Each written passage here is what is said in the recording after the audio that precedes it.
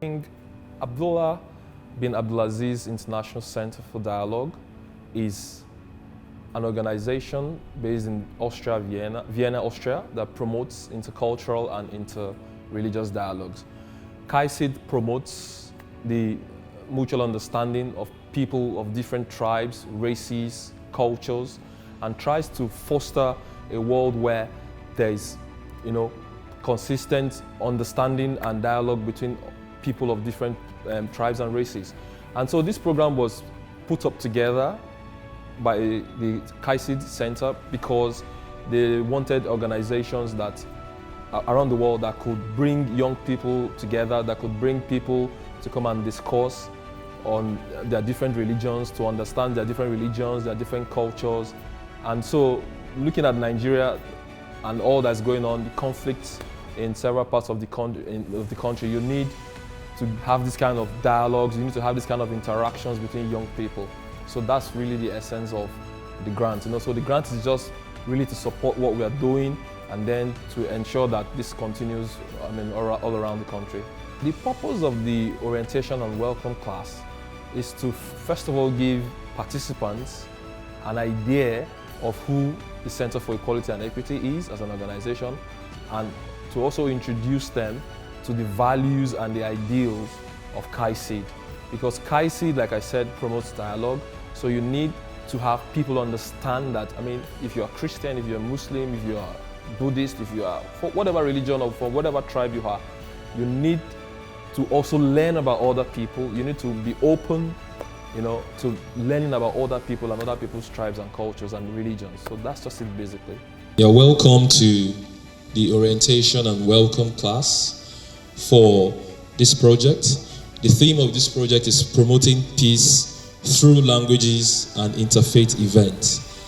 This project is supported by the International Dialogue Center, CAICID, and it's an opportunity to bring youth aged 18 to 29 together to study, to learn, to be open to each other, and learn about their cultures, learn about their religions, learn about each other.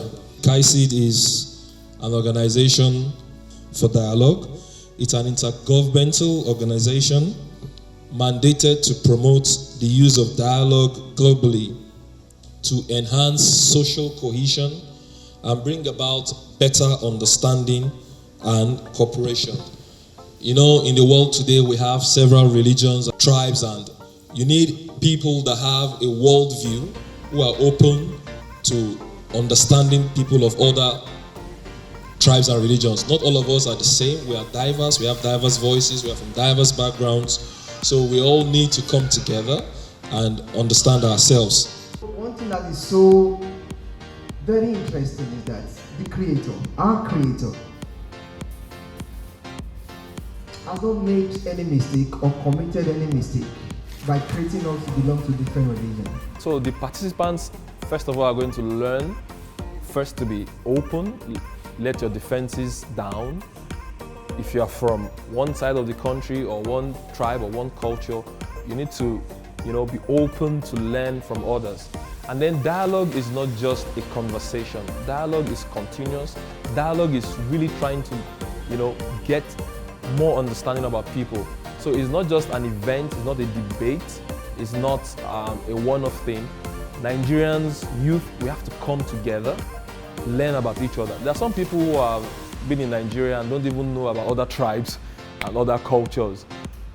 Some people have not left their states, they've not tried to interact with other people. So this is an opportunity for everyone to come together, diverse voices to come together, and then we start these dialogues and then we understand ourselves. God said in the Quran, I'll be using God for Allah to make us understand some time concepts. O you mankind, I've created you from male and females. I created from you tribes and nations so that you may be able to identify yourself. God made us to come from different nations, from different tribes, from different cultures, different religions. God wants us to relate, to be able to interrelate with ourselves, to know the strength of this, the weakness of that, pick from the strength of this, drop your own weakness to improve what? To improve on yourself and bring from the strength of others. That's the design of God. And the world cannot be a better place if we are all from one same culture or one religion. The world can never be a better place. For the world to be a better place, then we have to belong to different culture. My brother mentioned something. He said, we all aspire to belong. Is that not? We want to belong to a particular culture. We want to belong to a particular religion. Human nature wants to belong. It is not a mistake by our Creator that we are created differently. That opportunity that God has given to us has now been turned into what? Into a great disadvantage to mankind, because man is so short-sighted. What we know of Islam, what we have been told of Islam, our knowledge about Islam is what we got from our media houses, which are not what? A factual representation of what Islam actually is. Islam, the word is derived from what? Salam. Salam means what? Peace. That name Islam is being given to what? Prophet Ibrahim, that you normally call Abraham. That's the religion of what? Abraham. Forget about the connotation Islam. Let's look at the meaning peace. Peace. We all should arrogate to ourselves that my religion is what? Is the religion of what? Peace. Is that not? We all believe that. So Islam means peace. And when you say Islam is founded on 5 basic principles, fundamentals. And one is what? Knowing God as one God, that there's no any deity worthy of worship except God. 2 is what? Is to believe in the messengers of all prophets of God. 3 is what? Is to observe Salat, to pray Salat. You see Muslims observe their Salat, to fast in the month of Ramadan, to pay Zakat, and to also go to where? To pilgrimage in Mecca. That is what makes up Islam. And Allah said, there is no what? Compulsion in religion. La ikraha fi din. No compulsion in religion. So, it is better for us to judge than to what? Than to war. Though, because war, conflicts, chaos is inevitable in the life of man. Islam said there must be no compulsion in deen. You cannot make somebody to believe in your own faith. You can only judge with him. This is what my religion says. This is what my Quran says. This is what my Bible says. This is what this says. It is now left to him or her to accept or to what? To reject. And you continue your life. That does not have to do anything with your mundane life. You see, one thing is so fundamental. What is fundamental is that we have 2 lives to live. We have a life in this world, and we have a life in the hereafter. You see, the life in this world, God Almighty has laid a fundamental principle that we must live a very good life, an harmonious life with ourselves. How does Islam promote peace? Communicating with people. Islam communicates. Adherence to rules and regulations. Islam promotes peace by adhering to what? To rules and regulations. Islam considers the right of others. Islam does not condone in any way any act of what? Of the Boko Haram. You see, we make a mistake, a very great mistake. When a particular religion is being stereotyped or stigmatized with what? With actions on some few, we must work together. When we are able to what? To come together to fight against what? These extremist elements among us, we are cutting short our journey of attaining peace. My name is John Paul Iwaha. I'm the CEO of Small South Africa. In the 60s, 70s, 80s, and 90s, this was a very destabilized continent. We had a lot of dictators on the continent. There were wars everywhere, in Sierra Leone, in Liberia, in the Congo. We had apartheid in South Africa. There was a genocide in Rwanda. So it was a very destabilized continent. And right now, we have very few, if any, dictators on the continent. The kind of destabilization we have now is unlike what we used to have before, which was more like a legacy of the military. What we have now with groups like Al-Shabaab, Boko Haram, and the rest of them are much more different issues, because they are driven by things like lack of economic opportunity, climate change, lack of education. So this presents a different set of challenges for the African continent.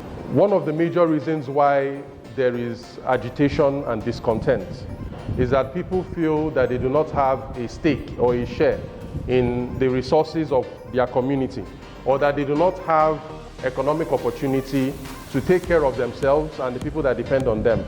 Naturally, you can imagine that when a person cannot pay his bills, it is natural for that person to become a tool in the hands of people who want to cause disruption and discontent, which is not surprising that a lot of the people who are involved in militant activity or terrorist activity in this part of the world are unemployed, uneducated, unengaged people, most of them.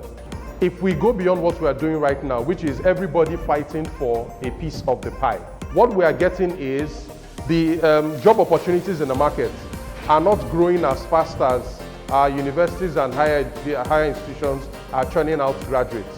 So if this year we have 40 million people going after 1 million jobs, by next year another 5 to 10 million will join them, and then the pool of job opportunities is not increasing. So it's not sustainable. What we have right now is not sustainable, which is that people invest 12 years in education and they come out with a certificate and then they try to get a job. And then because those job opportunities are not there, those people do not have any other option. What we are saying is we need another option. When a person comes out of school, beyond what they have right now, which is just one option of getting a job, they need to have another option, which is to look at the problems in our society, look at the opportunities in our society, and start to leverage them. Unemployment is a major problem on the continent, and as long as we are able to find economic opportunities for people, we can further stabilize the continent. We have the youngest continent in the world, and that is going to even become a bigger burden. Over the next 30 years, Africa's population is expected to double. And more than 60% of these people are going to be people who are younger than 30 years old. So if you have that kind of youthfulness on the continent, you have a lot of young people with energy running around, but they are not gainfully employed, then that amounts to a keg of gunpowder. Economies that are entrepreneurial, that have a lot of economic opportunity, are relatively peaceful. Look at North America, Canada and the US. Look at a lot of Europe. Look at China, look at Japan, look at Malaysia, look at Australia. All these countries have something in common. Their economies are booming and their unemployment is low. So what this tells us is that the more economic opportunities we have in a community or in a country, the less likely it is for people to be idle enough or for people to be warped enough for you to come and take advantage of them. The mistake we've been making is that we expect the government to create jobs. Government lacks the creativity to create jobs. Jobs have always been created by entrepreneurs. But the problem we have is our schools do not churn out entrepreneurs. Our schools produce people who are designed to be employees. So it is funny when people say there are no jobs, there are no opportunities, and there is insecurity, but we are blessed with a lot of problems, and we're also blessed with the solutions. All we need are people who are going to connect these things. The problem we have is that our pipeline is faulty. What we are saying is that we need to empower our people to know how to think. If you are a solution provider, you love problems, because when you solve a problem, people pay you, you build a business, you employ people, you create jobs, you create wealth, you pay your taxes to the government, the economy increases, the government uses the taxes to improve society. The solution to insecurity and achieving peace is to enlarge the pie rather than fight for a piece of the pie. We need more young women coming into positions of leadership to make their voices heard. The youth today are the future of tomorrow, so are young women. Women are the future mothers of tomorrow for those who want to be mothers. And how we impact the next generation matters a lot. You can't give what you don't have. If you don't have values of peace, of religious tolerance, you won't be able to pass that on to the next generation. What we're doing is building a next generation of peacemakers, of peace lovers. So having you participate would be able to impact, or would be able to start sowing that seed that needs to germinate for future generations through empowerment, through education, resourcefulness. There's a lot that on interest in building young women now, and taking the advantage of this would be impactful. Peace building has been a positive thing that we really need in our faith in our country, Nigeria, sorry. And if we look at the youths around, within the age of 18 and 29, we need to educate them on how to be useful in achieving some aims even in our locality. If we educate these people on peace building, if we educate them more on how to relate even with the people around them, we will be free from most of these conflicts. When war happens, who tends to even really suffer this more? It's these same youth. They tend to suffer it more even in our community. If women can educate their young ones, both the male and the female, instead of having a rivalry amongst ourselves, instead of having disputes among religions and things like that, we should tend to live peacefully with unity and love amongst us. Discovered that peace itself cuts across both. The issue, as simple as the word means, a lot of people don't exercise more on peace. They like conflicts, but at this time, after hearing all these wonderful things about this program, I want to spread the news. I want to reach out to people that I can trust to talk about peace to them, what peace entails. So when we have peace, we know that we can grow. Alhamdulillah alladhi adana al-hada wa ma kuna al-muqtadi. Ba'da a'udhu billahi minash shaitanir rajim. لا إكراه في دين قد تبين الرشد من الغي فمن يكفر بطاغوت ويؤمن بالله فقد استمسك بالعروة الوثقى لا انفصام لها والله سميع عليم. There is no compulsion in religion. Everybody has his own way of life which he has to follow. But the most important is following the fundamentals of the deen, which you must not compromise.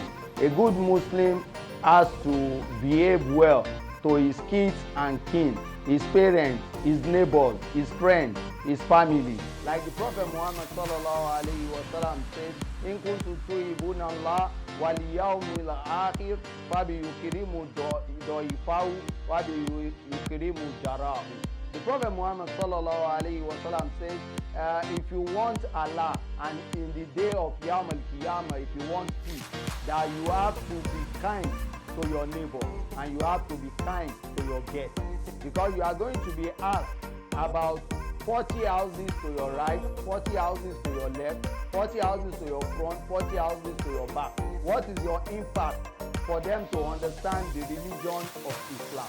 Islam is a complete way of life, which you have to take care of the interest of other people. Allah says in the Holy Quran, in another verse, "O ye kafir, I do not worship what you worship.